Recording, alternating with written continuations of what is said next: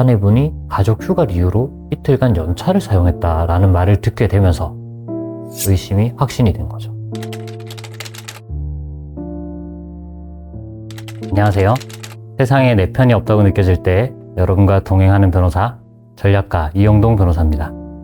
제가 오늘 말씀해드릴 사건은 수험생 자녀를 둔 아내가 결혼 전에 연인과 외도를 저지른 사건입니다. 내 아내가 달라진 모습을 눈치채게 되는 순간이 있습니다. 갑자기 잦아진 외식, 20년 넘게 혼인 생활을 하면서 평소엔 하지 않던 헤어 메이크업, 배우자는 지금껏 보지 못했던 아내의 모습을 통해서 아내가 바람을 피우고 있다는 추측은 하게 됩니다. 어느 날 연락이 점점 뜸해지던 아내에게 급한 일이 생겨 어쩔 수 없이 아내의 직장에 전화를 하게 됩니다. 그런데 남편은 그 이야기를 듣고 드디어 확신하게 됩니다. 아내는 이틀 동안 가족 휴가를 이유로 출근을 하지 않았다는 겁니다. 그래서 카드 사용한 내역을 보게 됐는데 숙박업소가 밀집된 지역에서, 우리 아내가 전혀 갈 리 없는 그런 지역에서 편의점 사용 내역이 발견이 된 거예요. 거기서도 숙박업소 이용 내역, 이런 직접적인 증거를 찾지 못했습니다. 그래서 이 배우자분은 그 숙박업소 밀집 지역을 발로 다니며 이런 사람이 여기 왔다 가지 않았느냐를 묻게 됩니다. 그러다 어느 한 숙박업소에서 전에 왔었던 것 같다라는 이야기는 들었어요. 그런데 폐쇄로 CCTV의 저장 기간은 남아있지 않은 상태였죠. 의심이 되는 날이 있었지만 그날도 역시 정확하게 증거를, 현장을 잡지는 못했습니다. 눈으로 목격을 하셨는데, 이때 목격을 하셨던 것도 이제 아내분의 차량이 숙박업소로 들어가시는 장면을 목격하게 됐고, 상간남이 함께 있었다던가 그런 적은 아니라서 완벽한 증거를 남기실 수는 없는 상황이었습니다. 저희 당사자분도 근무를 하시는 분이어서 아내분한테 연락을 하게 됩니다. 지금 애가 아프니까 당신이 혹시 갈 수 있으면 집에 좀 가봤으면 좋겠다라는 이야기를 하고 싶으셨던 거거든요. 그때도 아내분이 연락을 받지 않았어요. 개인 휴대전화로 연락을 받지 않으니까 직장으로 전화를 걸어보게 된 거예요. 그런데 직장에서 아내분이 가족 휴가를 이유로 이틀간 연차를 사용했다라는 말을 듣게 되면서 의심이 확신이 된 거죠. 확인된 상간남이 결혼하기 전에 교제하시던 분이었어요. 심지어 그 상간남분은 결혼식에도 하객으로 오셨었거든요. 그걸 확인했을 때 겪으신 충격, 고통, 슬픔, 이런 것들은 사실 제가 어떻게 형용할 수 없는 걸 겁니다. 그런데 이제 더 이상 배우자와의 신뢰나 이런 것들이 없다고 하더라도 자녀들한테 아픔을 주고 싶지 않으신 거였어요. 제가 그 이야기를 듣는 게 너무 슬프더라고요. 이분은 본인만을 생각할 수 없는 상황이었던 거죠. 그 상황에서도 가정을 지키시려는 모습이 가장 가슴 아프게 느껴졌습니다. 그래서 소송으로라도 위로를 드릴 수 있으면 좋겠다는 생각을 하게 됐어요.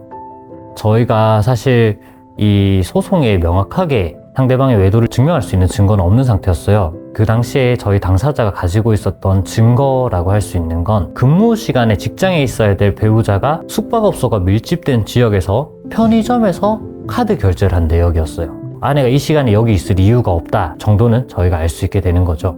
그때 할 수 있는 방법은 그 지역의 일대에 있는 숙박업소를 다 돌아다니는 것밖에 없어요. 그래서 저희가 실제로 직접 그 장소에 가서 한 곳 한 곳 돌아다니면서 신뢰를 무릅쓰고 혹시 이런 분이 왔다 가셨습니까? 사진을 보여드리면서 한 곳 한 곳 물었던 기억이 나요. 그 중에 한 곳에서는 이제 왔었던 것 같다라는 말씀을 들었고, 그래서 저희가 다음으로 나아간 게, 제가 직접 찾아가서 반드시 도움이 필요하다라는 이야기로 숙박업소 주인분을 설득해서 2시간 가까운 설득 끝에 CCTV 영상을 확보하는 절차를 진행하게 됐습니다.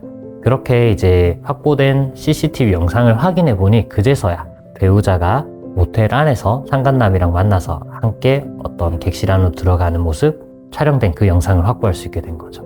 충분히 증거를 확보할 수 있는 방법들이 있는데 그런 방법들을 저희 고객분들이 모르시는 경우가 많아요. 대부분의 변호사는 이미 만들어진 증거를 통해서 승소 가능성이 있는지, 어떻게 진행될 것인지를 분석하고 판단하는 역할이 대부분일 거라고 생각해요. 저희가 일을 조금 더 편하게 하고 싶다라는 이유로 직접 몸으로 나서지 않고 시간을 다투니 이 일을 직접 하지 않는다면 소송의 결과가 달라질 수도 있는 거죠. 이렇게 하시면 됩니다를 말씀드리고 고객분이 직접 하시러 나서실 때쯤 되면 증거 자체가 소멸한 경우가 많고, 그와 같은 증거를 확보하지 못하는 경우들이 더 많습니다. 1분 1초를 다투는 일 같은 경우엔 저희는 가능하면 저희가 직접 나서려고 하고요. CCTV 영상 같은 경우에는 소지자분이 그 증거를 법원에 제출하는 것을 거부하신다고 하면 증거 자체를 확보하지 못하는 경우가 많아요. 그리고 숙박업소라고 하면 더욱더 거부감이 들 수밖에 없습니다. 그렇기 때문에 변호사가 직접 찾아가서 선생님께서 하시는 행동이 법에 저촉되는 것이 전혀 아닙니다. 충분히 알려드려야 그분들도 조금 더 마음 놓고 정보를 제공해 주는 것에 대해서 조금 더 편하게 해주실 수 있는 거죠.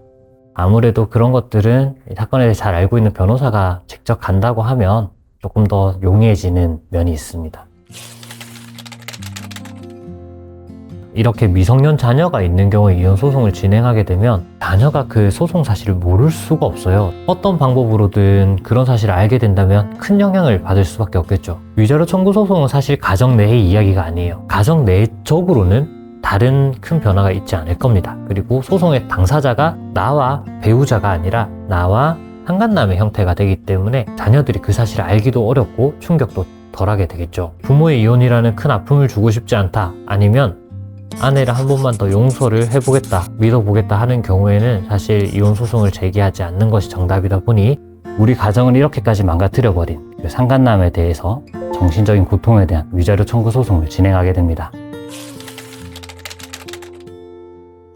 이 외도라는 것은 혼자 살 수 있는 게 아니에요. 만약 내 아내가 기혼인 남성과 외도를 했다면 소송의 실익이란 게 없어질 수도 있는 상황이었어요. 그 상간남의 배우자는 또 저희 고객분의 배우자를 상대로 위자료 청구 소송을 해서 소송이 얽혀버린 사건이었거든요. 그러다 보니까 소송을 조금 더 치밀하게 진행을 해야 되는 게 쌍방의 책임이 있다 형태로 끝나면 안 되는 경우들이 많거든요. 외도라는 게 발생한 게 누구의 책임인지, 어떤 책임으로 발생한 건지를 명확히 확인하는 그 절차로서 이런 부분들을 증명하기 위한 전략을 아주 꼼꼼하게 세우게 됩니다. 증거 확보를 모두 해놓은 상태에서 상간자에 대한 위자료 청구 소송을 진행하기 전에 배우자분에게 사실을 밝혔어요. 나는 당신의 외도 사실을 알고 있고 이미 모든 증거를 확보한 상태다. 배우자분께서 어떻게 외도에 이르게 됐는지를 상세히 설명을 해줬어요.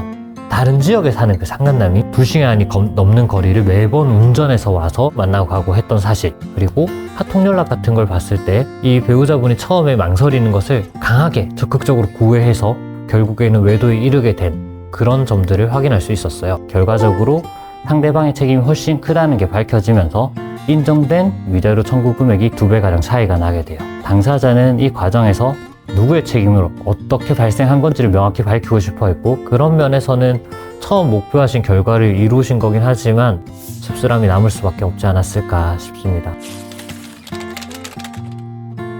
오랫동안 살아온 내 배우자의 외도를 알게 되고 나면 사실 세상에 내 편이 없이 느껴질 거예요. 이런 일들은 누구에게도, 심지어 내 가족에게도 이야기하기가 힘들 것 같습니다.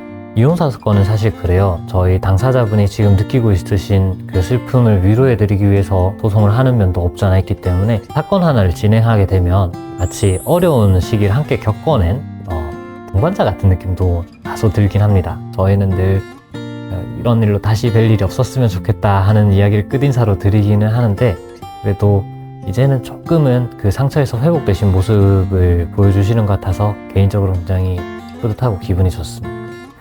저희는 이런 이야기들 함께 들어드리고 함께 공감하고 그리고 함께 화내고 함께 슬퍼하며 사건을 진행합니다. 누구에게도 하지 못했던 그 이야기를 귀 기울여 듣고 어떻게든 해결 방법을 찾고 원하시는 결과를 받아들일 수 있도록 최선을 다하겠습니다. 변호사 이영동이었습니다.